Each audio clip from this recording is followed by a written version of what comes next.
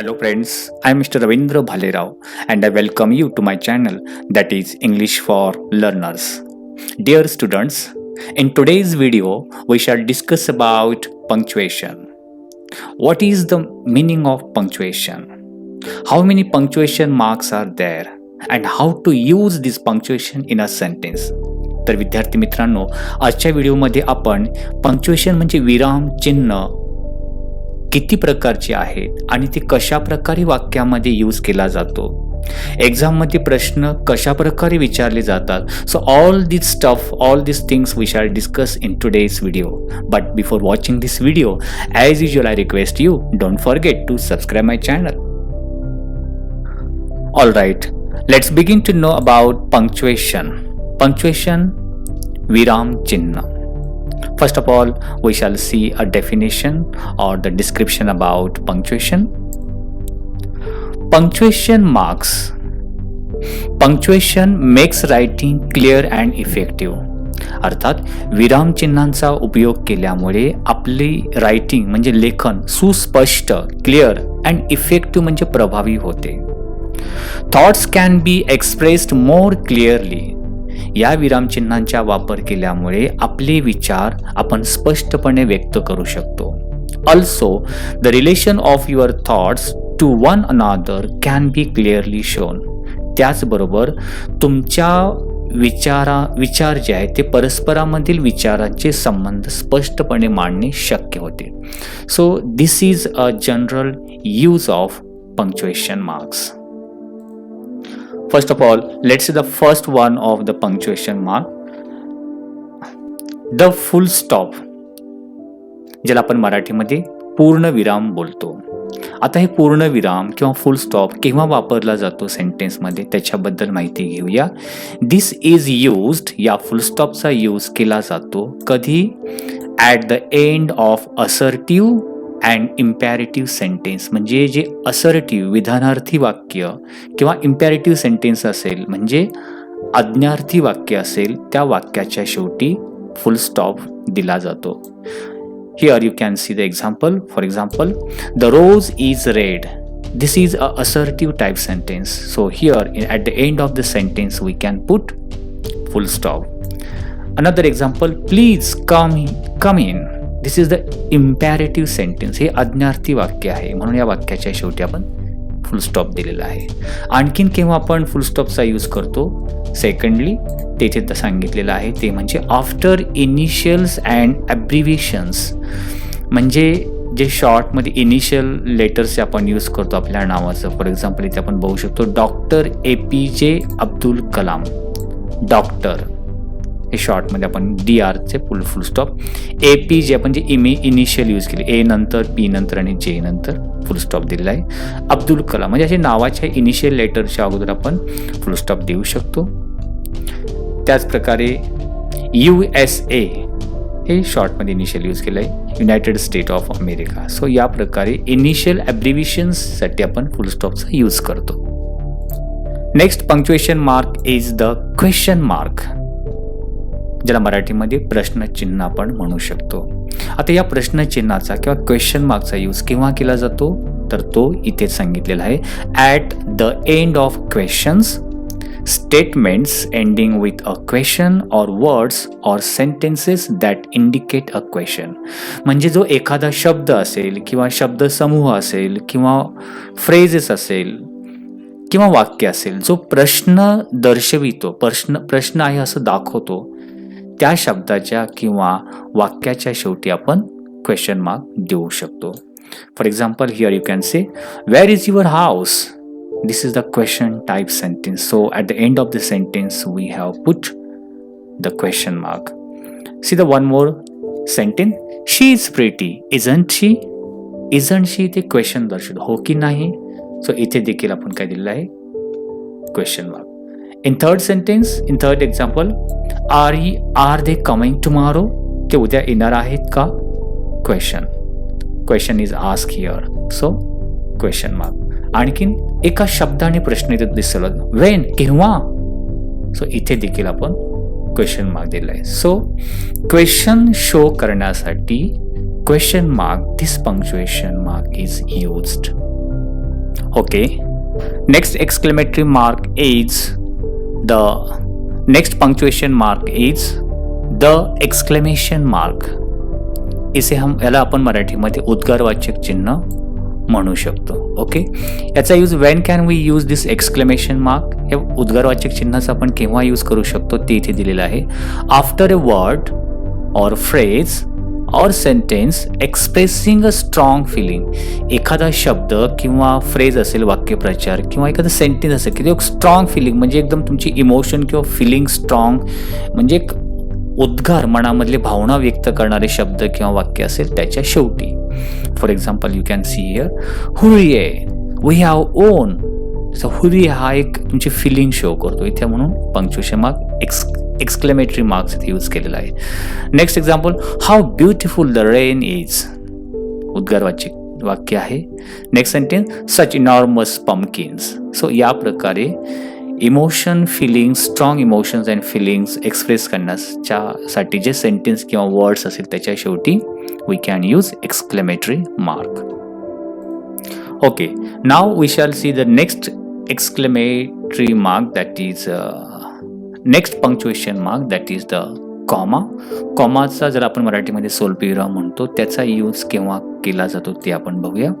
This is use 1 to separate long coordinate clauses of compound sentences.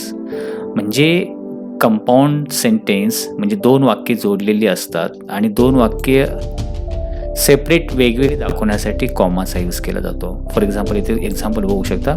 एक sentence पूर्ण दिलेला आहे. सेंटेन्स काय आहे?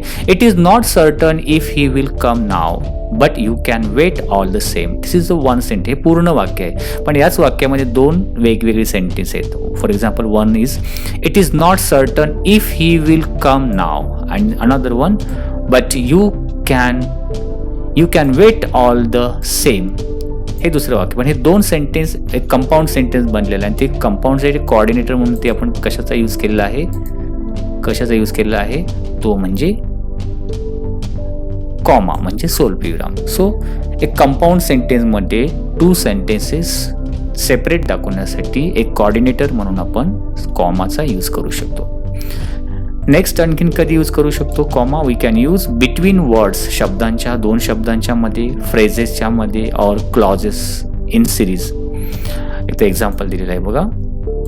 Everyone went except Tom, Shabbir and Govinda. इथे टॉम, शब्बीर अँड गोविंदा हे शब्द वेगवेगळे दाखवण्यासाठी ते कॉमाचा यूज केलेला आहे. Next example Nair is the accountant, Deshpande is the sales manager, and Sharma is the advertising executive.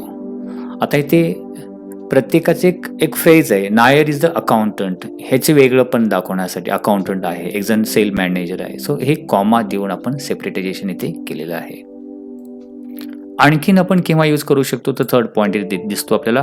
To set off phrases, clauses or phrases in appositions which are not essential to the meaning of the sentence. जरा phrases in apposition म्हणजे नामाचे स्पष्टीकरण करणारे शब्द. एक example इथे बघू शकतो आपण. शैला कॉमा दिलाय. Busy as she was answered his questions patiently. आता एक सेट ऑफ सुरुवात करण्यासाठी फ्रेजची सुरुवात एखाद्या शब्दाने किंवा क्लॉजेसने करतो तेव्हा आपण यूज केलं आहे. नेक्स्ट गोकर ना the office clerk put his book away. एक बिगिनिंग कशी केलेली आहे बघा कॉमा देऊन. नेक्स्ट आणखीन आपण कॉमाचा यूज केव्हा करू शकतो? टू सेट ऑफ म्हणजे एक बिगिनिंग करण्यासाठी काय कोऑर्डिनेट फ्रेजेसची सुरुवात करण्यासाठी. दॅट मॉडिफाय जो मॉडिफाय करतो द सेम नाउन किंवा ज्याला डिफाईन करतो एखाद्या त्याच नाउनला.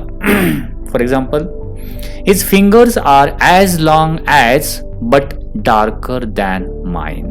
बघा कोऑर्डिनेटर हिज फिंगर्स ह्याच्या नाउनलाच आपण डिफाईन करणारा वर्ड.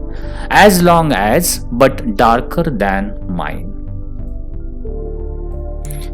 आणखीन केव्हा आपण यूज करू शकतो? We can use it between parts of sentences suggesting contrast comparison. एक परस्पर कंपॅरिझन दाखवणारे एका सेंटेन्समध्ये वेगवेगळे सेंटेन्स असतील, पार्ट्स विभाग दाखवण्यासाठी आपण यूज करतो. For example, the more you eat the seeker will you get. आता एका सेंटेन्समध्ये 2 सेपरेट पार्ट करण्यासाठी ते कॉमाचा यूज केलेला आहे. ओके, नेक्स्ट आणखीन कधी यूज करू शकतो, to set off words that introduce a sentence. एखाद्या वाक्याची सुरुवात, इंट्रोडक्शन करण्यासाठी किंवा त्याची ओळख करून देण्यासाठी. फॉर एक्झाम्पल, येस, होय, ही हॅज द मनी. हो, त्याच्याकडे पैसे आहेत, या प्रकारे. Of course we shall be going there. So yes, of course, this is the set off, एक सुरुवात केलेली आहे त्या सेंटेन्सची. Next, to set off the name of the person spoken to.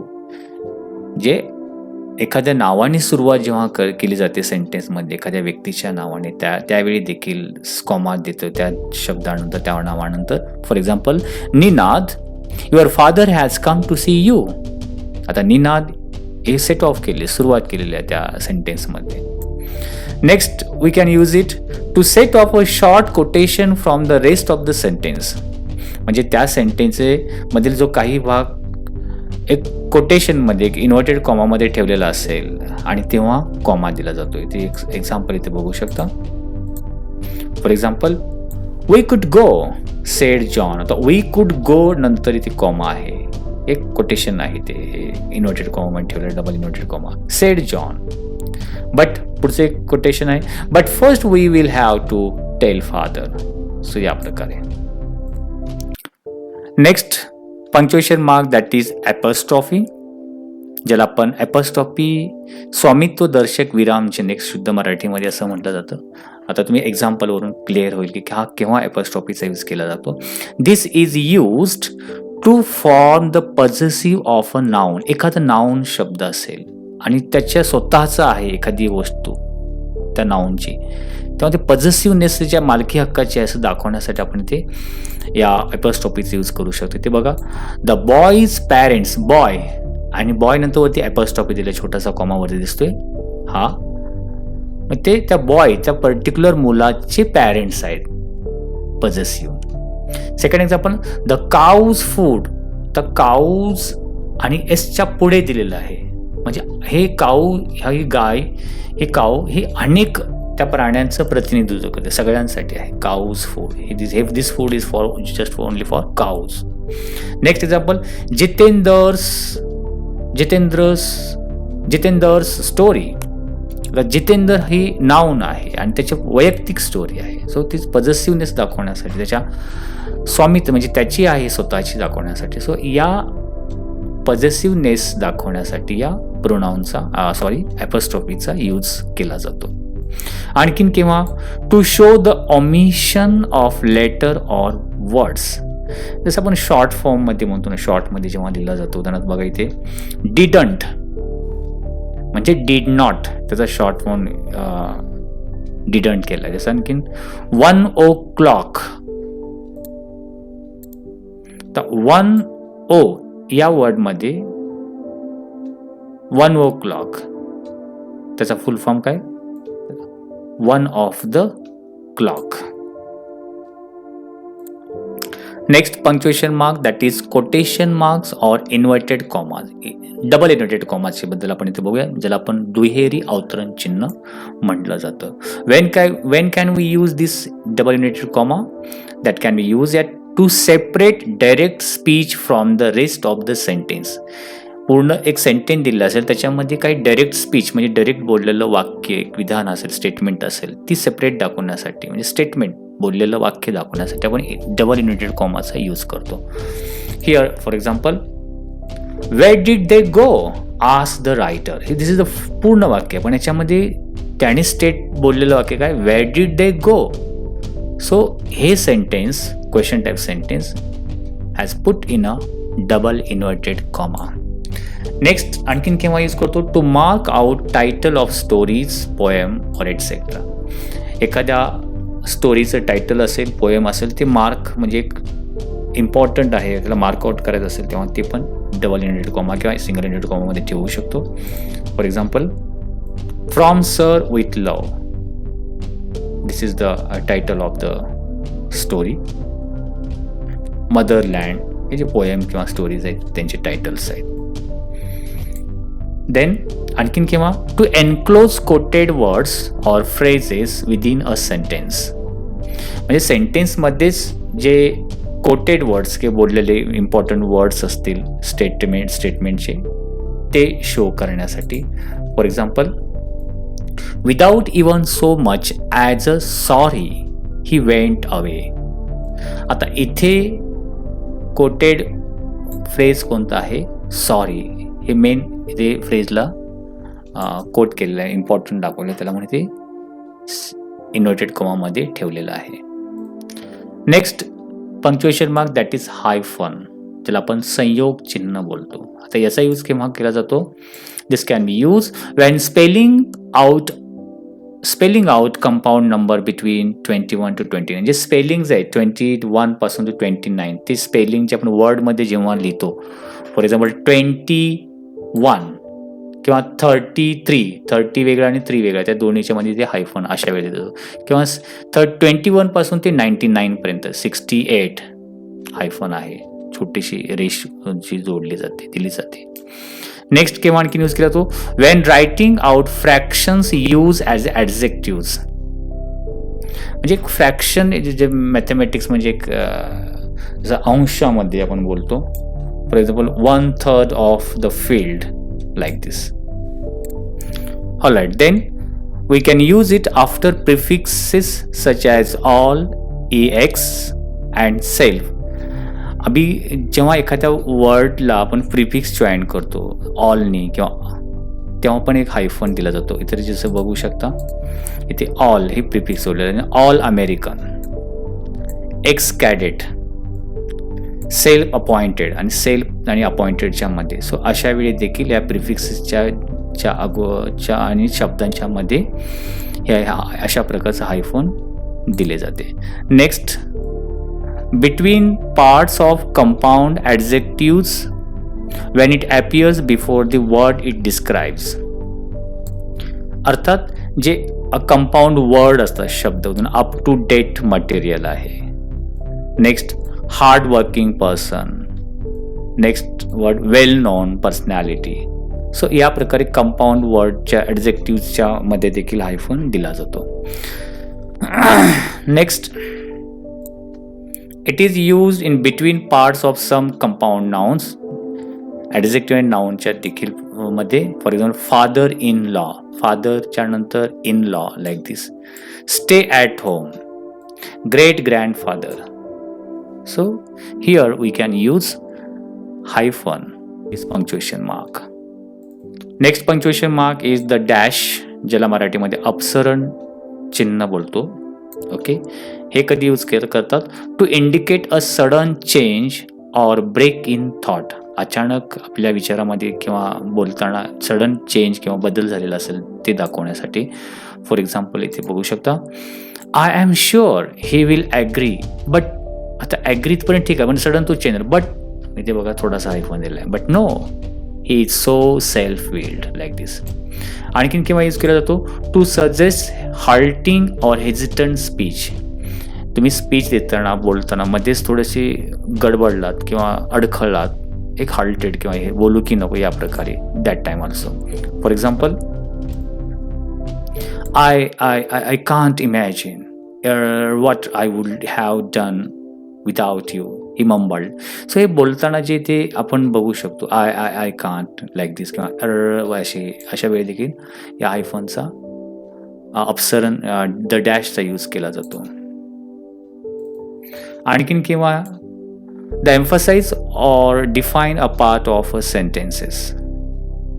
एखाद्या सेंटेन्स मधल्या काही भागाला आपल्याला एम्फसाइज करायचं, त्याच्यामध्ये जोर द्यायचा असेल, लक्षात वेळी Martina, that grand lady of lawn tennis is making a comeback. आता मार्टिना हिच्यावरती आपल्याला जास्त एम्फसाइज दिलेला आहे आणि त्याच्या पुढे आपण बोलतो ती कोण आहे? The grand lady of lawn tennis is making comeback. So या ठिकाणी पण द डॅशचा यूज केलेला आहे. ओके, आणखीन कधी आपण कॅपिटल लेटर्स यूज करू शकतो? टायटल, एखादं इम्पॉर्टंट टायटल द्यायचं असेल, for example governor, treasure etcetera, एक टायटल देण्यासाठी. आणखीन किंवा पर्सॉनिफाईड नाउन्स बद्दल एक पर्सॉनिफाईड, त्या नाउनला ह्युमन क्वालिटी दिली असेल. The north wind invited hail to giant's garden. Here the north wind is personified. That is why the north wind. Hail, आता हेल बोलावणे म्हणून हेल हे नॉर्थ विंड साठी वर्ड आलेला आहे, त्याला पर्सॉनिफाय करतो, ह्युमन क्वालिटीज आहे म्हणून ते कॅपिटलमध्ये आपण लिहिलेलं आहे. Next, the nouns and pronouns that refer to specific supreme being, की असे नाउन किंवा प्रोनाउन जे सुप्रीम बिईंग म्हणजे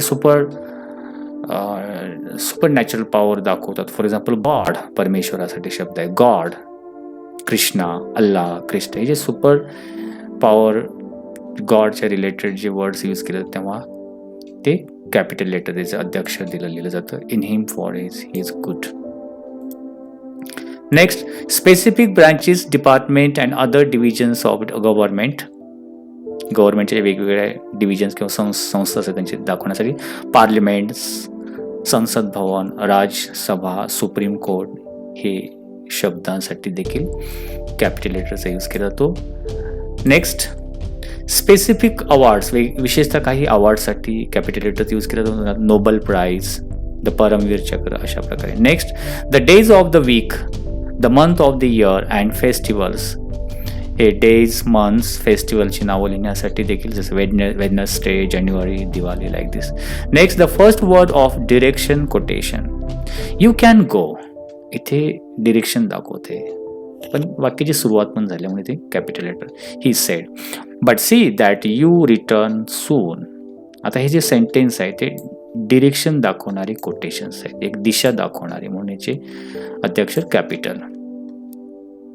so all these are the punctuation marks, हे विरामचिन्ह आहेत काही, ते आपल्याला दाखवलेले आहेत. याची तुम्ही प्रॅक्टिस करू शकता. एक्झाममध्ये क्वेश्चन्स कशा प्रकारे विचारले जातील ते तुम्हाला पुढे दिलेले आहेत, ते तुम्ही रीड करा व्हिडिओ पॉज करून, आणि ते कशा प्रकारे प्रश्न आणि आन्सर पण दिले ते तुम्ही रीड करायचं आहे, बघायचं आहे. त्याचप्रकारे जर हे जे तुम्हाला इथे PPT दाखवले याची जर तुम्हाला PDF हवी असेल तर तुम्ही माझ्या इंग्लिश फॉर लर्नर जी वेबसाईट आहे तिथे तुम्हाला एक PDF अवेलेबल होईल. त्याचप्रकारे इंग्लिश फॉर लर्नर्स हे जे मोबाईल ॲप आहे तो तुम्ही डाउनलोड करू शकता, आणि जे स्टडी मटेरियल आहे important 8th standard to 12th standard पर्यंत all types of study materials available on this mobile app. So you can download that mobile app also.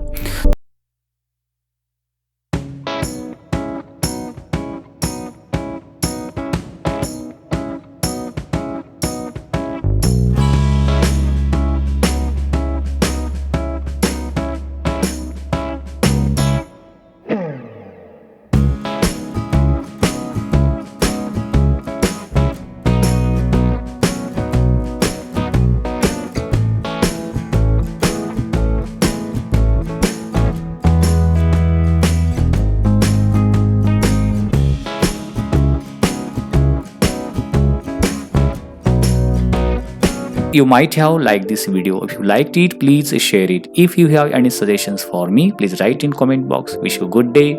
Take care. Thank you very much.